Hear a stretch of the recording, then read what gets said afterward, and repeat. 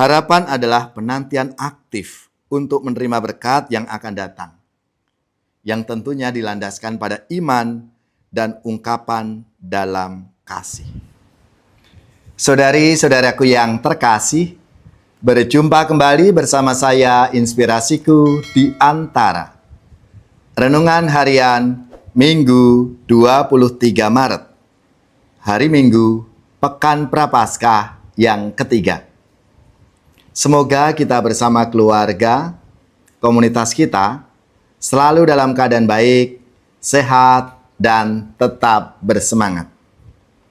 Perjalanan, pantang, dan puasa kita sudah memasuki hari Minggu, Pekan Prapaskah yang ketiga. Mari, saudari-saudaraku yang terkasih, kita akan mengawali renungan kita hari ini dengan tanda kemenangan Kristus. Dalam nama Bapa dan Putra dan Roh Kudus. Amin. Allah Bapa yang Maha Rahim, Engkau menghendaki agar kami selamat, maka kami Kau undang untuk bertobat. Kami mohon, teguhkanlah niat dan usaha kami dalam bermati raga, agar sungguh membuahkan pertobatan yang sejati dalam diri kami, sehingga kami Kau jauhkan dari kebinasaan dan Kau anugerahkan keselamatan. Dengan pengantaraan Tuhan kami Yesus Kristus Putra-Mu yang hidup dan berkuasa bersama Dikau dalam persatuan Roh Kudus, Allah sepanjang segala masa. Amin. Dalam nama Bapa dan Putra dan Roh Kudus. Amin. Inspirasi kita hari ini dari Injil Suci menurut Lukas, bab 13, ayat 1 sampai 9. Marilah kita siapkan kitab suci kita masing-masing. Kita akan membaca bersama-sama, lalu merenungkannya. Sekali peristiwa, datanglah kepada Yesus beberapa orang membawa kabar tentang orang-orang Galilea yang dibunuh Pilatus dan darahnya dicampurkan dengan darah kurban yang mereka persembahkan. Yesus berkata kepada mereka, "Sangkamu orang-orang Galilea ini lebih besar dosanya daripada dosa semua orang Galilea yang lain, karena mereka mengalami nasib demikian? Tidak, kataku kepadamu. Tetapi jika kamu tidak bertobat, kamu semua akan binasa dengan cara demikian. Atau, sangkamu ke-18 orang yang mati ditimpa menara dekat Siloam lebih besar kesalahannya daripada semua orang yang diam di Yerusalem? Tidak, kataku kepadamu. Tetapi, jika kamu tidak bertobat, kamu semua akan binasa dengan cara demikian." Kemudian Yesus menyampaikan perumpamaan ini. Seorang mempunyai sebatang pohon ara ditanam di kebun anggurnya, dan ia datang untuk mencari buah pada pohon itu. Tetapi ia tidak menemukannya. Lalu ia berkata kepada pengurus kebun anggur itu, "Lihatlah, sudah 3 tahun aku datang mencari buah pada pohon ara ini, namun tidak pernah menemukannya. Tebanglah pohon ini. Untuk apa ia hidup di tanah ini dengan sia-sia?" Pengurus kebun itu menjawab, "Tuhan, biarkanlah dia tumbuh selama 1 tahun ini lagi. Aku akan mencangkul tanah sekelilingnya dan memberi pupuk kepadanya. Mungkin tahun depan ia berbuah. Jika tidak, tebanglah." Demikianlah sabda Tuhan. Terpujilah Kristus.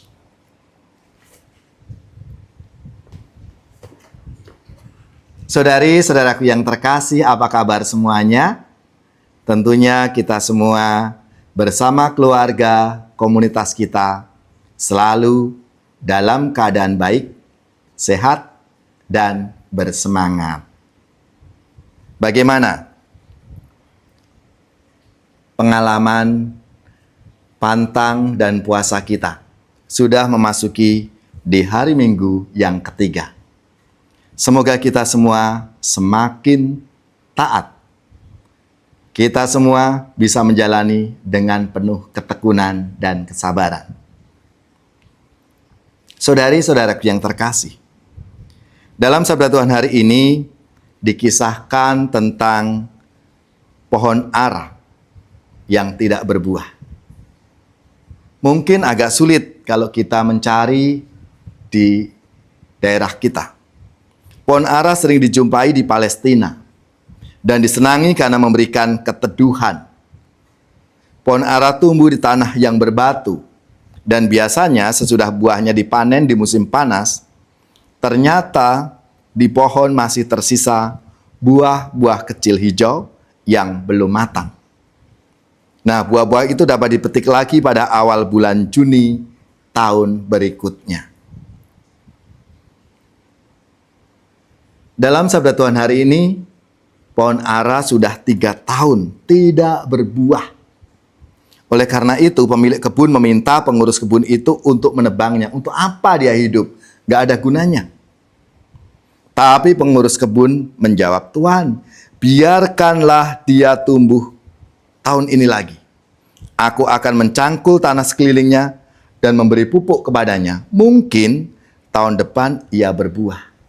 Jika tidak, tebanglah dia." Saudari-saudaraku yang terkasih, pengurus kebun ini ternyata masih punya pengharapan. Dia masih sungguh-sungguh yakin bahwa pohon ara ini akan bisa berbuah. Harapan adalah penantian aktif untuk menerima berkat yang akan datang, yang tentunya dilandaskan pada iman dan ungkapan dalam kasih. Ini yang mau disampaikan oleh Tuhan di dalam perumpamaan tentang sebatang pohon ara itu. Karena apa? Kalau kita merenungkan di masa-masa Prapaskah, masa retret agung kita ini, pasti kita juga mengalami putus asa, tidak semangat lagi ketika kita menyadari dalam diri kita, dalam hidup kita, kok aku susah untuk menjadi lebih baik. Kok aku susah mencari pekerjaan. Kok aku susah untuk bisa tekun di dalam pekerjaan, dalam belajar. Dengan sebuah pengharapan, kita diajak untuk sungguh menyadari bahwa kita masih punya pengharapan dalam hidup kita, yaitu mendasarkan hidup kita pada kasih Tuhan. Karena Tuhan selalu memberi kesempatan kepada kita semua. Tuhan pasti akan menunggu kita. Maka, saudara-saudariku yang terkasih, seperti yang diungkapkan di dalam sabda Tuhan hari ini, pertobatan menjadi poin penting dalam berpengharapan itu. Kalau aku mau menjadi lebih baik, maka aku harus mengalami suatu perubahan, mengalami suatu transformasi dalam hidup kita. Dari hidup yang lama menjadi hidup yang baru. Dan itu pasti dibutuhkan sebuah pengharapan yang muncul, yang timbul dalam diri kita. Sehingga dengan pengharapan itu, maka membantu kita untuk menjadi lebih semangat lagi, untuk melihat, menatap masa depan kita itu. Dan di sana Tuhan menanti, Tuhan menunggu kita. Maka marilah, saudara-saudariku yang terkasih, rahmat dan kerahiman Tuhan menunggu kita. Mari kita membuka hati kita, membuka diri kita ini dengan satu keyakinan dan pengharapan. Sehingga apa yang menjadi keinginan kita, apa yang menjadi cita-cita kita akan bisa kita wujudkan dalam kehidupan kita sehari-hari. Marilah, di Minggu Pekan Prapaskah yang ketiga ini, kita diajak untuk menjadi pribadi-pribadi yang baru, yang penuh semangat dan berpengharapan. Tuhan memberkati kita semua.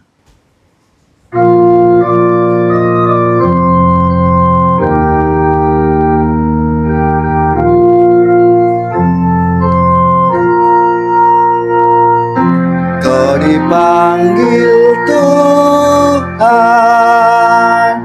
dijadikan duta, supaya hidupmu menyinarkan kasih-Nya. Berat memang tugasmu, tetapi kau diberi rahmat. Kau dipanggil Tuhan, dijadikan duta, supaya hidupmu menyinarkan kasih-Nya. Sang Kristus memikatmu, takkan mampu kau menolaknya. Kau dipanggil Tuhan, dijadikan duta, supaya hidupmu menyinarkan kasih-Nya. Dan doaku bagimu, semoga teguh semangatmu. Kau dipanggil Tuhan, dijadikan duta, supaya hidupmu menyinarkan kasih-Nya.